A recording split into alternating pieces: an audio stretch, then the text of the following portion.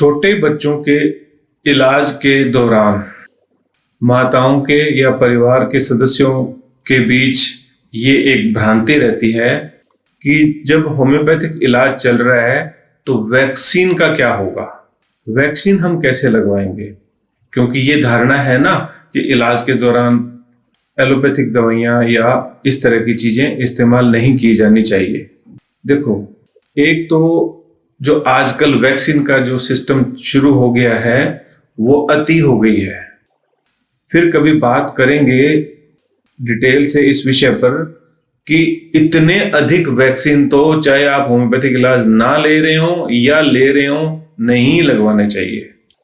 Vaccine का सिद्धांत जब शुरू हुआ था तो आप जानते हैं कि उन बीमारियों के लिए जो अमुक क्षेत्र में एपिडेमिक के रूप में है और वो जानलेवा है, उनके लिए शुरू हुआ था। लेकिन अब तो वैक्सीन ही अपने आप में एक व्यापार सा बन गया है।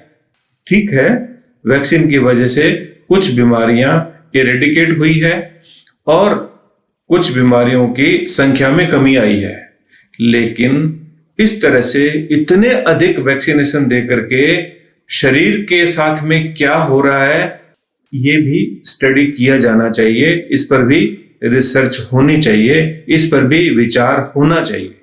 खैर, मैं विषय जो था कि अगर आपका बच्चा होम्योपैथिक ट्रीटमेंट ले रहे हैं तो वैक्सीनेशन का क्या, आप वैक्सीन लगवा सकते हैं।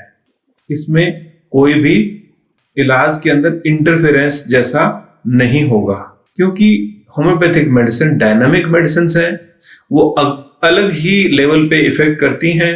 और यहां तक कि अगर आप कोई भी वैक्सीन के साइड इफेक्ट्स अगर ऑब्जर्व कर रहे हैं बच्चे में कि बच्चे को तब से डायरिया रहने लगा, तब से फीवर आ रहा है, तब से चेस्ट इन्फेक्शन ज्यादा हो गया है, या कोई भी बुरा असर खास करके स्किन की डिजीज अगर बढ़ गई है, रहने लगी है, कुछ भी अगर बच्चे को हो गया है, तो उस साइड इफेक्ट को रोकने के लिए होम्योपैथिक मेडिसिन बहुत ही अच्छा काम करती है।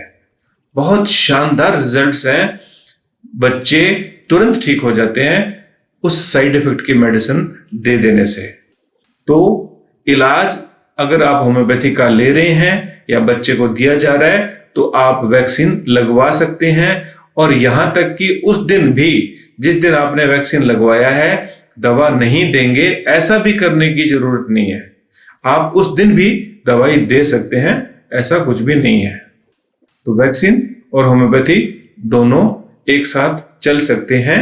ये तो हो गया फर्स्ट आंसर। और दूसरा आंसर, जितना हो सके जुडिशियस यूज करो वैक्सीनेशन का भी, उसका अंधाधुंध प्रयोग नहीं किया जाना चाहिए। उसकी एक सीमा होनी चाहिए, लिमिट होनी चाहिए। और डिजीज को भी परखो और उसके ट्रांसमिशन को भी परखो कि किस तरह से ये बीमारी फैलती है या फैल सकती है, इस एरिया में वो कितना प्रेवलेंट है, इन सब चीजों को भी ध्यान में रखा जाना चाहिए। आप सदा खुश रहें, आप निरोग रहें, आपकी उम्र लंबी हो। मैं डॉक्टर AK लाडूना आपके अच्छे जीवन की कामना करता हूं। नमस्कार।